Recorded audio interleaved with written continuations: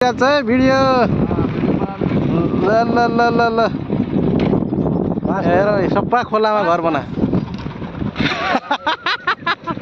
देखा देखा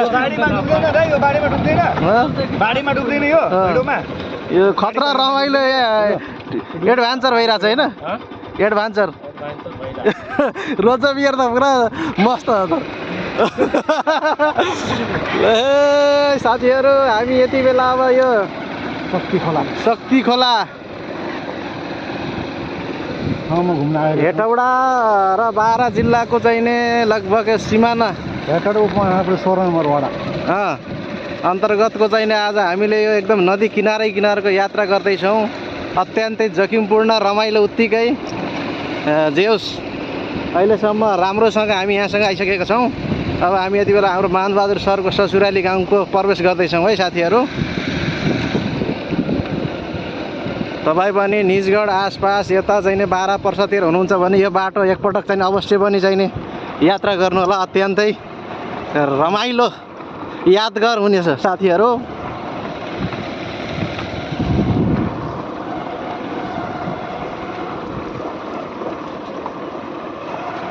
ए माछा मार्दैछन् यता चाहिँ माछा पुरा दल सुका दल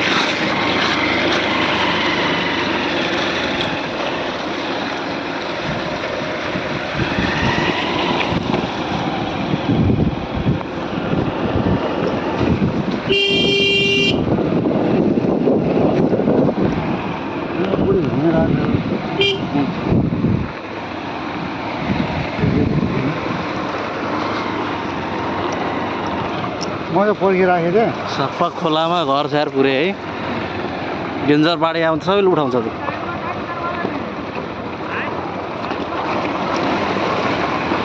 यो नदी किनारको त्यो तटीय क्षेत्रमा त्यही घरहरू सबै अहिले त्यही त होला होइन यस्तोमा कहाँ नम्बर दिन्छ।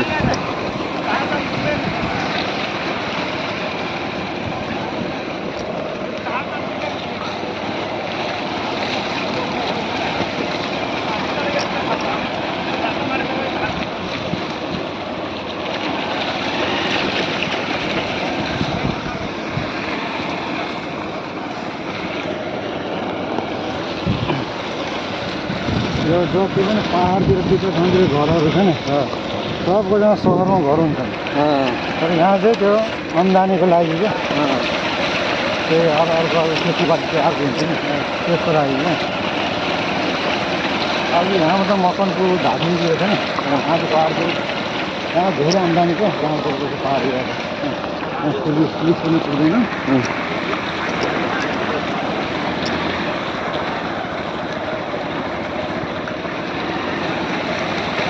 उस्तादले चाहिँ कतारमा गाडी चलाएको आज कतिको आछ यता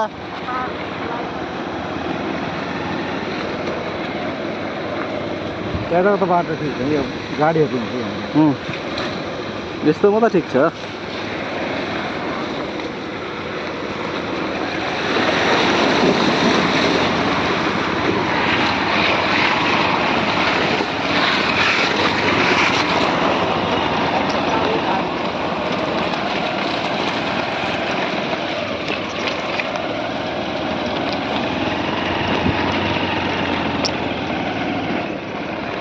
तर यहाँको मान्छेहरूलाई के अरे त्यो रासन पानीहरू कहाँबाट बोक्छ? यो बस हेटौडाबाट त्यो ट्र्याक्टरबाट आइहाल्छ होइन हुन्छ है चिसो पानी। तर बर्खाको बेला त गाह्रो छैन? बर्खाको बेला त्यो खोला आउने बेला गाह्रो हुन्छ त्यो तुरन्तै चलिहाल्छ।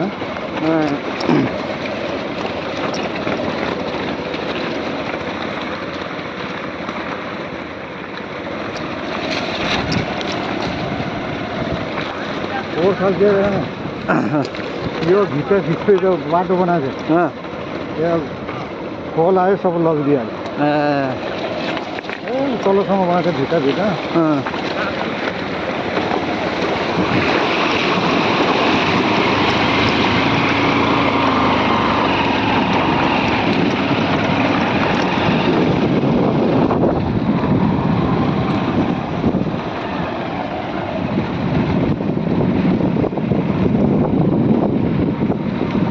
तपाईँलाई त सजिलै छ चलाइराख्नुहुन्छ होइन उस्ताद मित्रामलाई के छ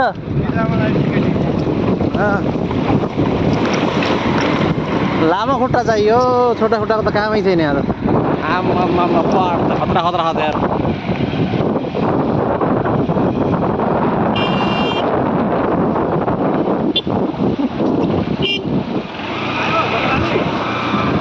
अब आउनुला अब हाल्यो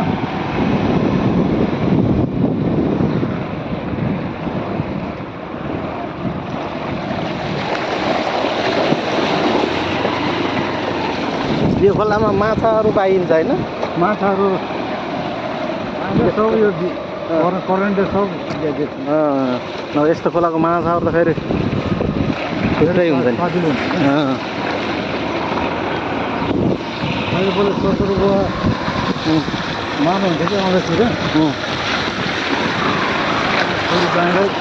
आज माछा होइन सबै सिध्यो खासै जाने बेलामा ल भने त अब जान्छु होइन अब माछा खाएर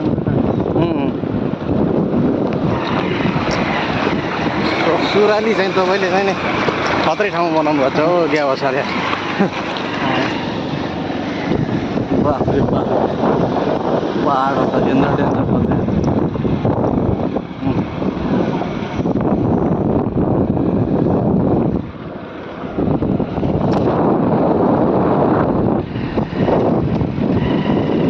सजिलो होला है बाटो अझ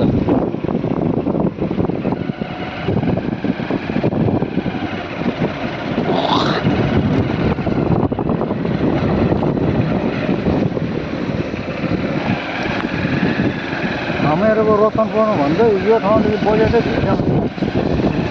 बाँकी यहाँबाट अलि सूर्य संरक्षणको लागि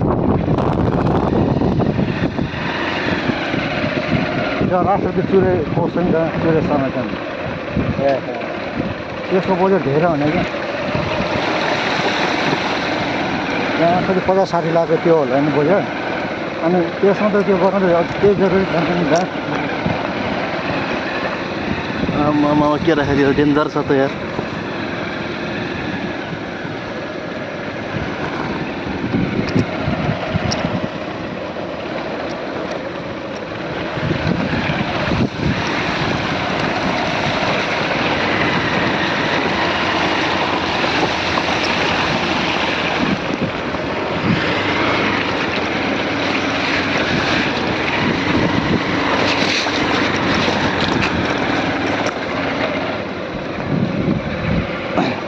उस्तादको अन्तर्राष्ट्रिय लाइसेन्स फेल होला एकटा हेरेर विक्रान्त सर मित्रामको अन्तर्राष्ट्रिय लाइसेन्स फेल खाल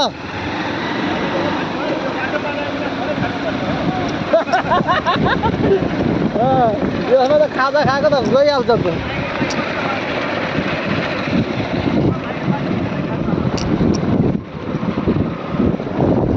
बाफ्रे सफा कुना कन्दारा चाहिँ नि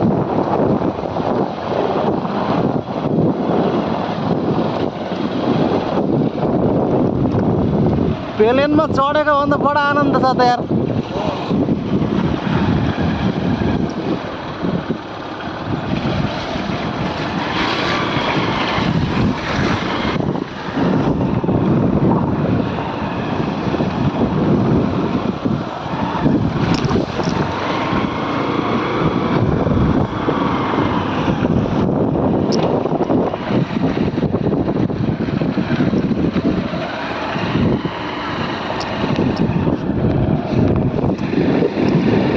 खुल्लै घर छ पुरै एक्लै एक्लै